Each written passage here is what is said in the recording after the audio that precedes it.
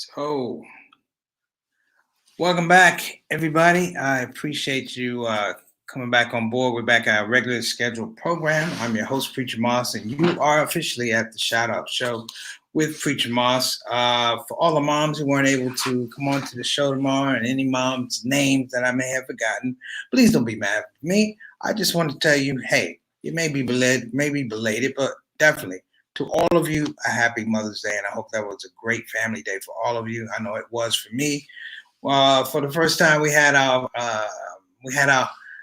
Mother's Day edition of the Shout Out Shows. I want to give special recognition to my mom, Mary Moss, and my aunt, the incomparable Maxine B. Cade. We had a lot of interaction out there, and today I just kind of want to move.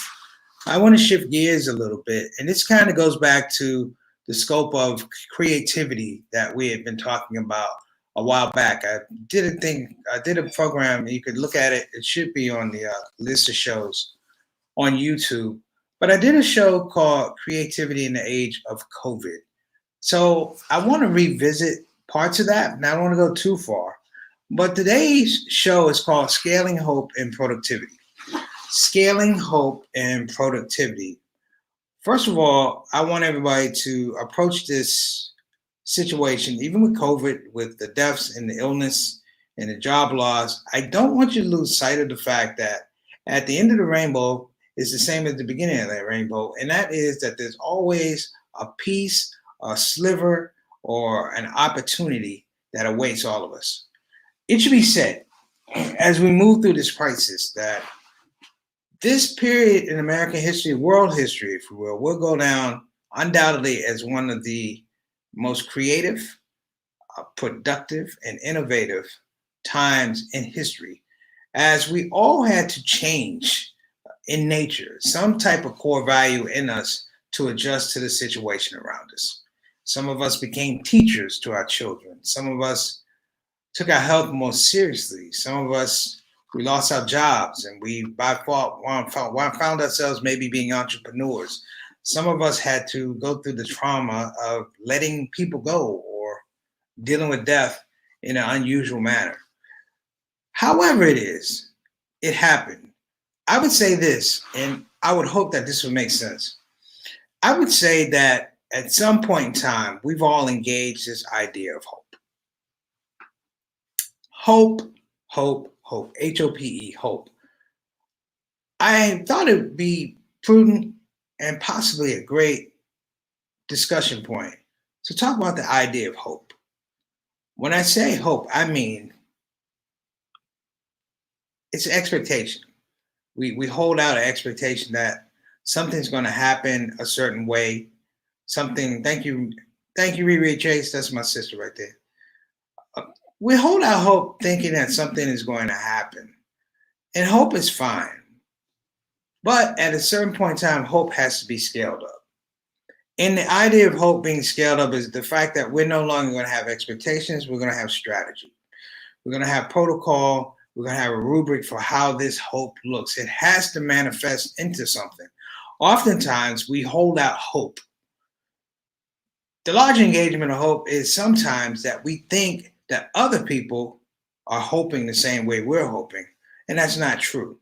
Their hope is engaged in a certain way and it has a certain tenor and it has a certain intention because they're looking for a certain outcome.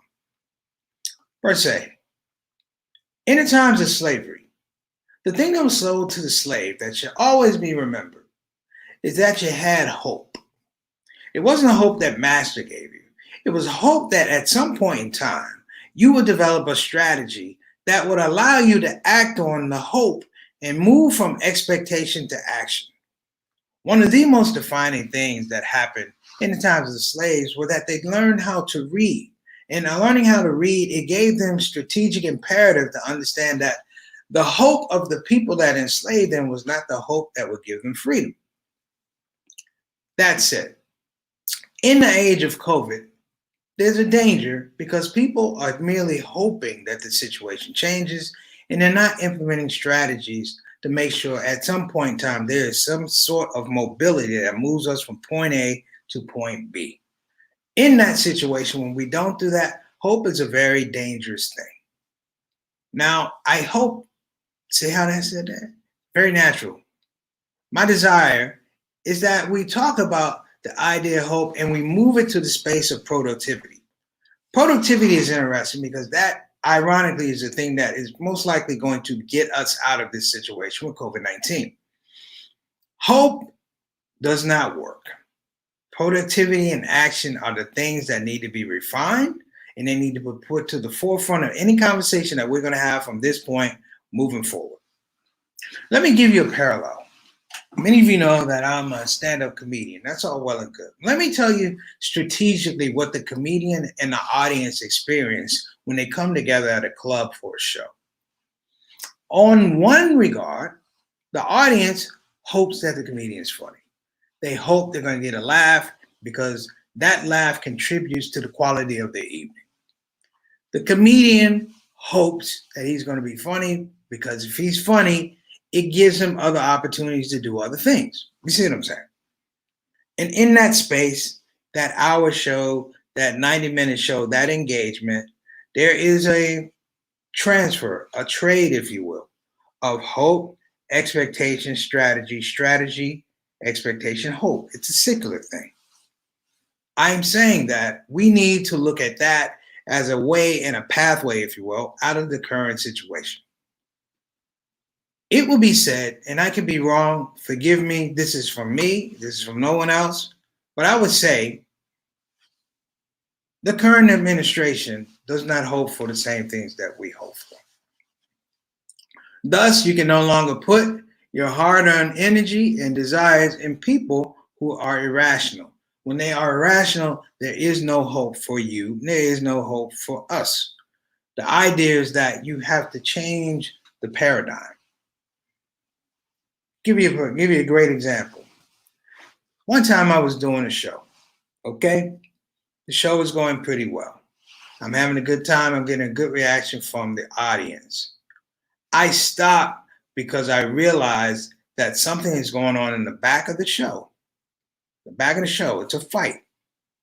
I'm hoping it's not going to be a fight. I'm hoping for a lot of reasons. Number one, I'm going to lose the flow of the audience. Number two, I don't want people to get hurt. I have a whole lot of reasons or rationale that I'm hoping for this. I realized from the stage that I just can't sit back and hope. I realized that I have to take some type of action to diffuse the situation. The action was that I had a microphone and amplification. And what I was able to do was make a funny situation out of a hat and a pair of pants that a man was wearing. He was wearing a Kangol hat and a pair of pink pants. And what I did was I made fun of the pink pants and the Kangol hat to the point where the fight really wasn't that important. I actually put the attention on me, and I believe, even to this day, that they probably wanted to beat me up.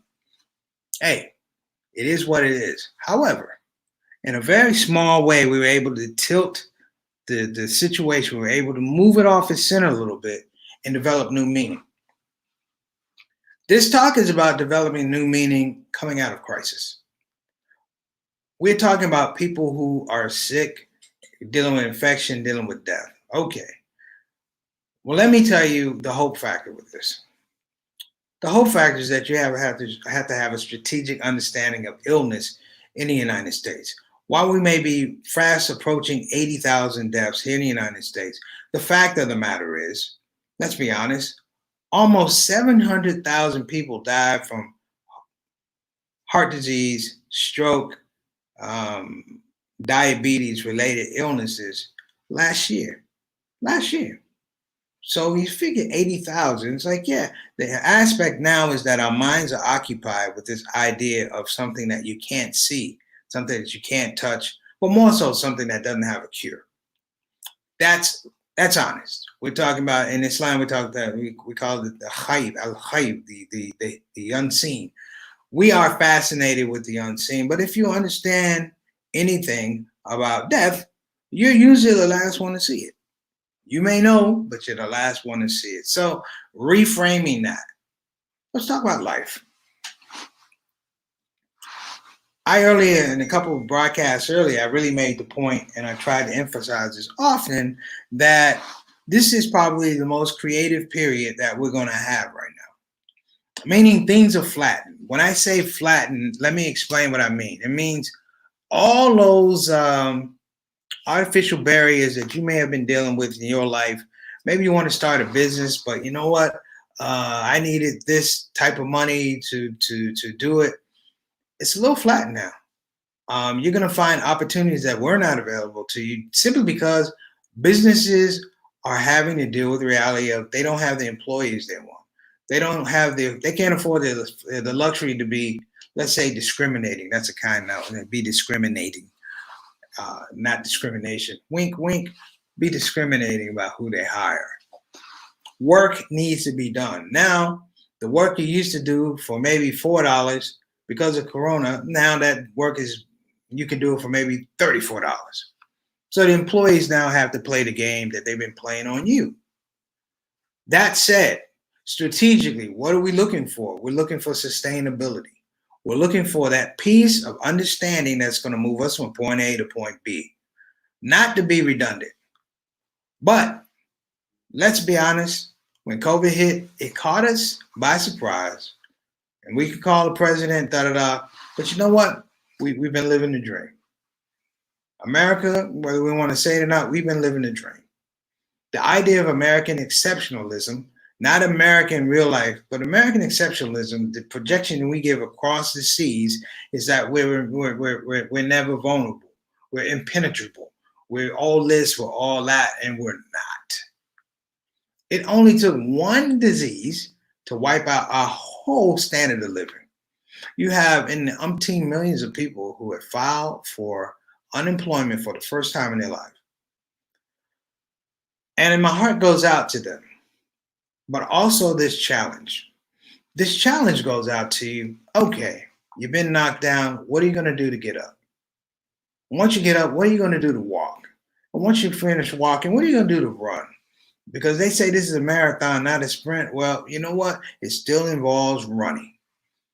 How do we get from the hope to the here? How do you get from the hope to the here? And I will reiterate, you get from the hope to the here because you have a strategic understanding of what you need. Figure out puzzles that you see out in society. When you turn on the news and you hear about food cycles, you hear about farmers who are just throwing out food on the side of the road. They're getting rid of it on the side of the road because they can't get it to the market. Why can't they get it to the market? It's not that the market's not open. It's that the market can't accept it because the market already has a pre-existing condition of or pre-existing relationship for food. They can't take on more food. The restaurants are closed, so the restaurants are not. And I'm saying this because you have to be able to unlock these things. People, unlock these things. Looking at situations, scenario about oil and energy. You know, that money that you've been hiding underneath your bed, yeah, you're going to put some bills in, but make an investment. Take advantage of the new opportunities that are out there. There's a reason, brothers and sisters, that dollar stores and the 99-cent stores are so successful because they figured out on a market way how to manipulate on a miniature level, on a very small, minuscule level. So they know, hey, if you go down the street, it's $30. But you come to my place, it's $1. It's 99 cents. Well, of course, we all know that you're getting way, way aftermarket stuff that would normally probably be thrown away. However, they figure out how to dust it off, shine it up, put it on the shelf, repackage it, and then we come in with our dollar and go buy it. I don't care what you say. $1 is $1. But if you take $1,001,001, you got $1 million. Now, I'm going to take a break, a pause for the cause, if you will, and we're going to come back and continue this conversation. That's what I'm hoping. We're going to continue this conversation because I believe it's important. I believe that we start having some conversations that are real for ourselves because, you know, this COVID thing has been a wake-up call. I can't speak for everybody else, but I can definitely speak for me. It's been a bit of a wake-up call. You know, I've revamped and evaluated some things, and I'm going to talk about those as well. But again, you're here, you're on the Shout Out Show, and we're looking for. I want to thank everybody for coming back. You know, the commitment for the people that come see the show has been tremendous. I just want you to know that yes, I appreciate you, and we will be back after this brief message. Why would I do a CD called Confessions of a Muslim Comedian? And that was the idea of bringing entertainment to Muslims, for Muslims, about Muslims, but for everybody.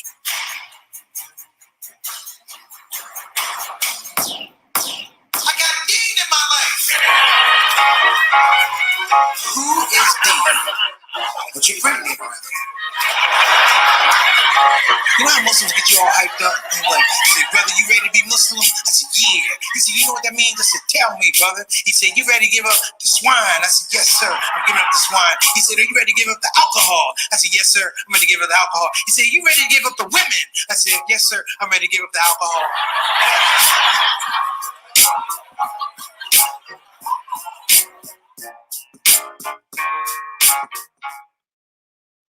All right.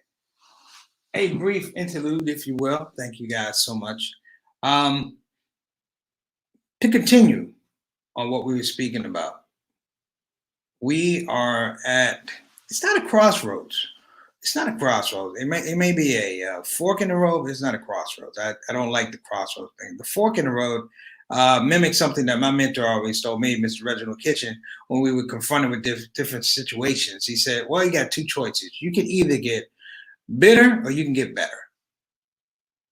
You can get bitter or you can get better. I'm going to tell you how you get better. Just keep hoping.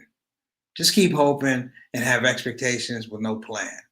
No plan, no strategy, no idea how you get from point A to point B. You're going to be frustrated. That's the way life is. Better means that you are going to make the decision, if you will. Well, I should say not even make the decision. I said you are going to assume the position that you're not going to ask anyone for permission to be great. Being great is a misnomer for a lot of people. It means that something that's happening right now. And I think that's the worst definition in the world. There are ways to get to greatness. Sometimes it doesn't mean that you're achieving the goal of being great, but sometimes it's the process that you refine to get to that goal. That's the greater good. That's the thing that's most important. When we talk about productivity, if you will, productivity is an interesting spot because we're in a situation scenario, particularly with this thing, with COVID, whereby having to shelter in place severely compromised a lot of people's productivity. I talked some time ago about the idea of people having to shelter at home and having to work from home. And I said, one of the things that we don't understand is when you make these fundamental shifts, particularly with the job search, and even though you're working at home, there's a level or there's a penchant for grieving because you're not in the work situation. So when you have a funny idea, you take a break, your coworker is not down there, and that's all well and good. But it speaks to productivity, meaning that we have to fashion ourselves for what our output is and what it could be. For what our output is and what it could be. I'm gonna throw out my that's my little brother, everybody. Johnny L. Thomas and his family. Love the Thomas family. Thanks so much, little brother. I like the commercial too. That CD will be released sometime after Eid, after Ramadan. So keep your eyes open. I'm hoping I'm gonna be the first Muslim comedian to go gold or wood or styrofoam. I don't know. I might go aluminum. Who knows? But you know what? Got to dream. You have to dream. Now we're coming up on the 20-minute mark, and I want to review a few things because I think it's important that I don't leave them out. I'm not telling people not to have hope. I'm telling everyone to have hope, and I'm telling you, don't have hope alone. I'm telling you to develop strategies. I'm telling you to ask the tough questions. I'm telling you to develop models. I'm telling you to forecast, do predictions, look at creation in a way to figure out where it's advantageous to your skill set, where it can benefit you, where it can benefit your family, things like that. I'm asking everybody in some regards, who I know I'm getting in trouble for this, pull out your Jordan gene, pull out your Michael Jordan gene, if you will, for a moment. Stop being happy with I'm relatable. Stop being happy with, oh, I'm competitive. Get up, strap up your Jordans, and do it for no other reason than, you know what? You want to win. I don't want people to continue to have hope and not have an expectation of winning. See, when that happens, your hope is tied to other people. He's going to do this, she's going to do that. No, stop it. In the age of COVID, that's not going to work. I'm telling you now. The framework of competition is fierce. You're going to come out, there are going to be a lot of people when they open up this society, and business is not going to help. So the job that you thought you had, you may walk into the office and the boss is going to say, hey, so-and-so, I'm happy to have you back. I have your job. However, we've been going through some things. You're going to have to re-interview for your job. When you get the job, you'll look at it and the job's description tells you where you were making $100,000. Now you're making 50. That's the game. You're hoping you're going to get it, but you know what? No. So maybe you walk into your boss's office with a plan and say, hey, look, boss, you're paying me $100,000, but I see there's a lot more work I have to do to help your business get up. Why don't you give me $175,000? And he'll probably go, what? He might talk you down to 150. That's thinking. Not that it's going to happen, but it's thinking. A strategy. Hope, expectation, strategy. Hope, expectation, strategy. Remember that little parable I gave you about being a comedian on stage, an audience, and what is really going on. It's a transfer of energy. I said the comedian comes to the spot thinking what? He's hoping he's going to be funny. He's hoping the people are going to laugh. The people that come to the show hope they're going to have a good time because it adds to the quality of their evening or their outing, whatever it is. And somewhere in between, they meet. Let me give you a great analogy. Let me ask, it's a great analogy. Some of the best comedians did not hope they were funny. They knew they were funny. And if they didn't get up on stage and think they were funny, then they wouldn't get on stage. They wouldn't get on the main stage. They go to other places and they would build up their acts. So when they came to the moment of truth, they knew they were funny. And the audience knew they were funny. It could be said for Richard Pryor, George Carlin, Eddie Murphy, Dick Gregory, Chris Rock, Dave Chappelle, so many other people.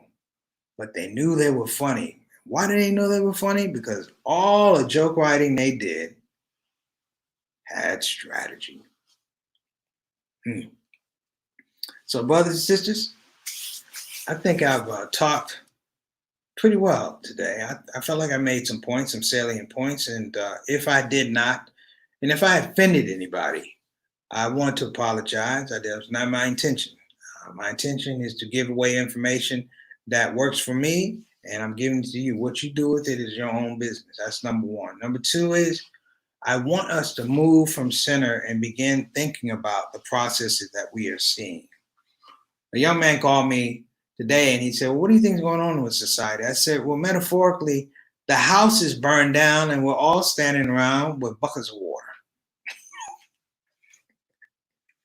Here's the deal. If your house is burned down, a bucket of water ain't going to help. However, if you're thinking strategically, the house that has not burned down, if you throw water on it, you might save that house. Pick up the strategies, your buckets. Let's start rebuilding. Hope, expectation, strategy. In the words of my mentor, Harry Weber, God bless him. And he's saying that about black folk, so don't take it wrong.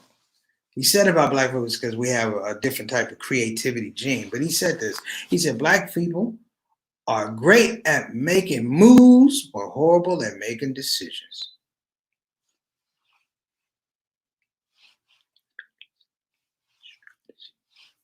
This is Preacher Moss, the Shout Out Show. See you tomorrow. Assalamu alaikum.